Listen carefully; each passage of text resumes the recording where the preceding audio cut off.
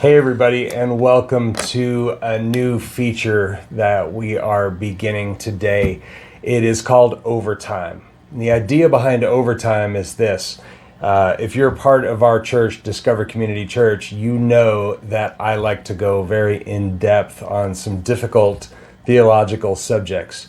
However, in the interest of trying to keep my messages less than 2 or 3 hours, there's a lot of things that I would like to go into, but I simply can't in the interest of time.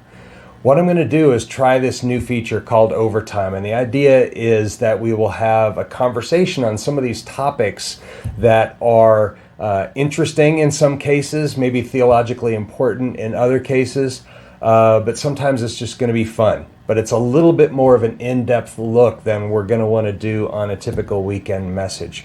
So I hope you enjoy that. Let's get into the very first one. I will tell you they're going to be a little raw, maybe a little bit rough at first as we get used to this, but I want your input. So comment below, and if you do that, I will do my best to answer those comments and maybe we can start a dialogue. The subject today that I want to talk about is the idea of Nephilim. Many of you understand what Nephilim are, or at least what they're supposed to be, and some of you maybe have never heard the term before. So what I want to talk about is just a little bit more in depth on what the Nephilim are, or what scholars disagree on and what they think they might be. Here's where it comes into question. We are currently in a series on Job. It's called Blameless, and Job chapter 1 verse 6 starts out like this.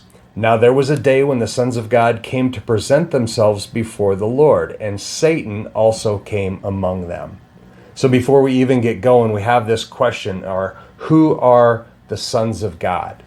And in this context, I believe that most people would agree that the sons of God are angels. Now that term, sons of God, literally translates in Hebrew as Ben Ha-Elohim, which means son of God. It's very, very clear. So sons of God, but who are these sons of God? Again, from our context, not many people would disagree that they are angels at this point.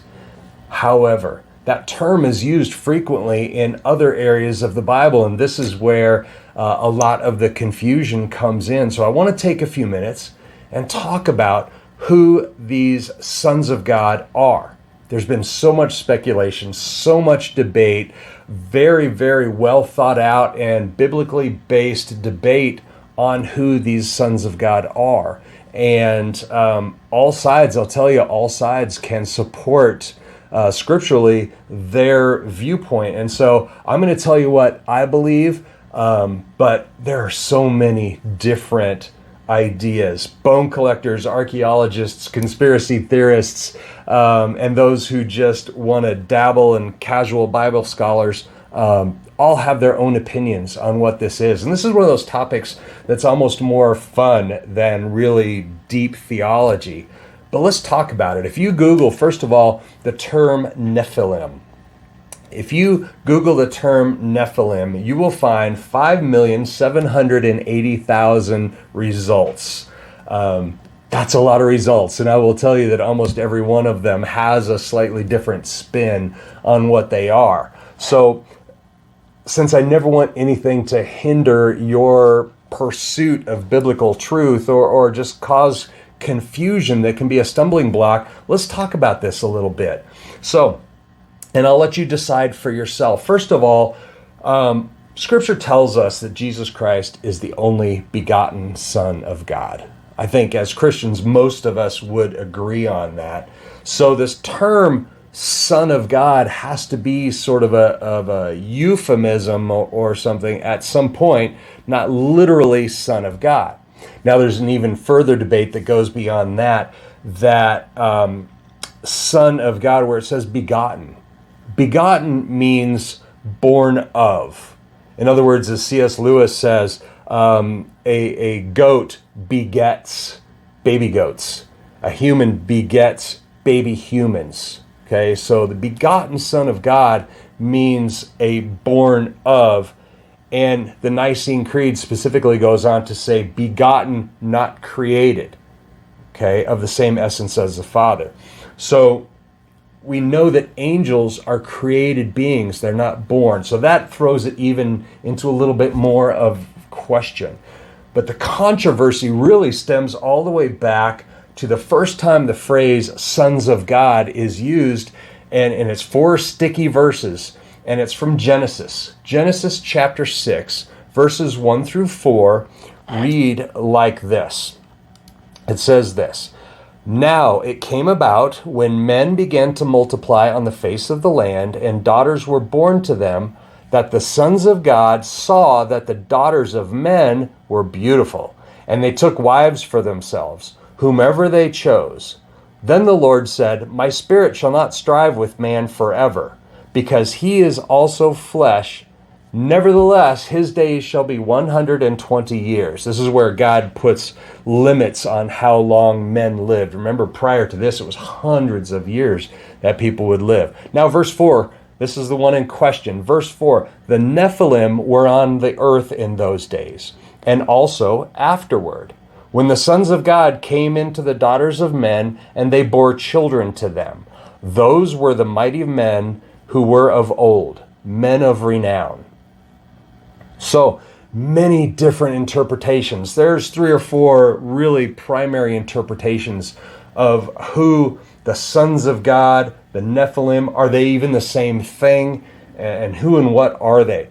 So one interpretation, one in essence, says that fallen angels came to earth and mated with these human women, creating this superhuman race of giants. Think about Goliath, the Philistine, who is said to be over 9 feet tall. There are, again, if you Google one of these results, you will find people, archaeologists, who have come up and they have found bones that they insist prove the existence of Nephilim. And I don't say that those are hoaxes by any means, but where the Nephilim came about, this is something we have to look at. The term Nephilim itself can be translated several different ways. It means giants in general, but it can also mean bullies or tyrants, or some translations use the word fallen. Some of them go a little bit further and say instead of just simply fallen, it means to fall upon. Depending on how you look at that and how you translate it, it can really change how you look at what's happening here. If you think of it as fallen, then you could easily say it's a fallen angel who's mating with a human being, creating these superhumans. But I believe, in the way that I like to study and the way that I like to teach it, is look at things in context. Look at the context that Scripture is in. I think that's the only really honest way to study something. So let's look at this in context. Again, going into Genesis. Genesis chapter 5. Genesis chapter 5 is all about the descendants of Adam leading up to Noah, right? To Noah, and then of course where the flood or the deluge happens. Genesis chapter 6 is all about mankind becoming corrupted to the point where God decides the only real solution here is to flood the earth and start over. Many of us are familiar with that story. And in fact, Genesis chapter 6 verses 11, 12 read like this: Now the earth was corrupt in the sight of God, and the earth was filled with violence. God looked upon the earth, and behold, it was corrupt, for all flesh had corrupted their way upon the earth. Now, that word flesh translates in Hebrew as basar, which strictly means mankind.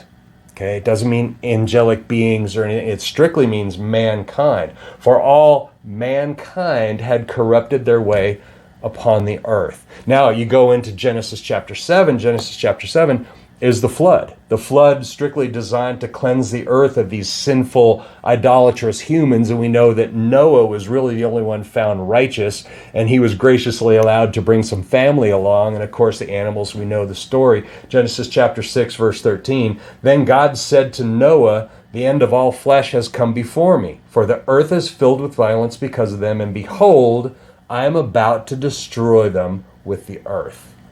Okay, the end of all flesh. So even Scripture is saying flesh is going to be destroyed here.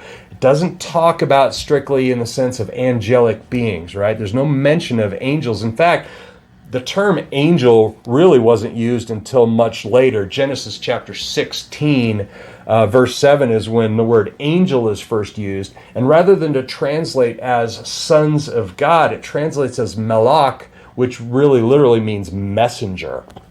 And we see that carrying through. Prior to this, you see the words cherubim or seraphim or host. Hey, quick, by the way, in terms of Hebrew language, anywhere you see I am at the end, the letters I and M at the end of a word like cherubim, seraphim, that means it's plural, okay? So plural.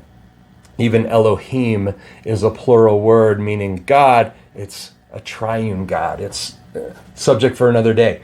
Now, here's what I believe. The best explanation, short of this idea of a superhuman race of angel giants that really aren't mentioned anywhere else in Scripture, arguably that is what's called the Sethite interpretation. Okay, very common one. It's probably, in my view, the most easily backed up in Scripture, and the one that makes sense in context is this.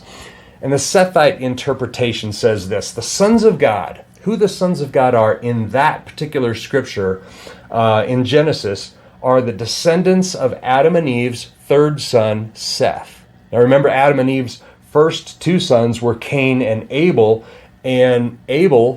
was killed by Cain. Cain took the life of Abel, and God blessed Adam and Eve with Seth, specifically, Scripture says, as a replacement for the slain Abel. Now, Scripture also tells us that this bloodline was the righteous one. In fact, Seth's son Enosh, it talks about him in Scripture as being the first to call on the name of the Lord. So really to recognize and to follow the Lord. This is the godly bloodline that the patriarchs come through. Noah comes through that bloodline, and even all the way up to Jesus follows through that bloodline. You can read Genesis chapter 4 through 6, kind of lays all this out a little bit more in detail. But back to the Sethite interpretation, I believe that the daughters of men are actually descendants then of Cain. They're on that more fleshly heathen side. They're actually banished by God to this place called the land of Nod. Who remembers that from nursery rhymes? The land of Nod, that just means exile. So they've been exiled, founded a totally heathen, pagan, fleshly, kind of idolatrous society. So these are the daughters of men, whereas the sons of God are descendants then of Seth. And so what happens is predictable, and we see this over and over again in Scripture, where God's chosen people, set aside as special and holy, they, without fail, they see the attractiveness of the unholy, the profane that's in their midst, whether it's neighboring tribes or countries, and they always seem to want that. They always seem to stray from what God has. And in this case, we see these Sethite sons of God being attracted to the women of this Canaanite civilization, and they intermarry. They intermarry, fall into sin and idolatry, become corrupt and wicked and warlike and violent. And this is where we see then God says the earth is just filled with violence. I can't contend with this anymore. And so then he brings the flood and the deluge. Now, we see this over and over again, the constant temptation of the people to live like the pagans and fall into that idolatry. And I think in context, this is what makes sense. So during the flood, they're all wiped out. And after the flood, though, here's where it gets a little bit confusing, is after the flood, that term sons of God is still used. Again, you don't have to fast forward very far when we come to Job, and the term sons of God is applied to angels. The term Nephilim or giants, we see that again and again throughout the rest of Scripture, and it's applied in that case not to the strict descendants of these people, but more as a general term of warlike and physically stronger humans being called that. Now, go a little bit further, we see in Ezekiel. This is interesting. Ezekiel chapter 32, verse 27 says this, "Nor do they lie beside the fallen heroes of the uncircumcised who went down to Sheol with their weapons of war and whose swords were laid under their heads, but for the punishment for their iniquity rested on their bones through the terror of these heroes was once in the land of the living." Talking about these. Now that word fallen translates as strong and mighty, but we see it elsewhere translate as Nephilim. And so that brings it even into a little bit more contrast. Now you fast forward all the way to New Testament scripture. John chapter 1 verse 12 says, "But as many as received him, to them he gave the right to become sons of God, even to those who believe in his name." Can be very, very confusing, but here's an important thing to understand. Only the King James Version uses the term, in John chapter 1 verse 12, uses the term sons of God. All other translations, including the Greek, say children of God. But of course, King James being very, very widespread and popular, and as we know, the authorized version uses that term, sons of God. It's kind of inexplicable unless you remember that this idea of polytheism was very, very popular back then. And sons of God, as in Greek literature, Greek mythology, Roman mythology, the idea of polytheism was very, very popular. And so they become small g gods. And so I believe, I don't know for sure, but I think that that's maybe where that translation came in, sons of God. However, again, it's only the King James. All the other ones say children. So, this is what I believe. We could go on, and in fact, if you have any specific comments or questions, make them down below, and I will do my best to look at them, and we can talk about it. I'd love to have this be kind of a dialogue thing, but the idea of the Sethite interpretation, I think I'm in good theological company here. St. Thomas Aquinas, St. Augustine, and many, many others were very much proponents of this Sethite interpretation. Here's the bottom line, though. It's fun, it's interesting, and it's enlightening. I think we should search for these sorts of truths. Don't get distracted. Jesus is really where our focus needs to be. These things can be fun. Let's not let it cause one another to stumble, but let's have fun with it, and let's grow together as we grow in our relationship and knowledge of the Lord. Sounds good to me. Let's do it. Hey, comment below if you have anything. We'll talk to you again.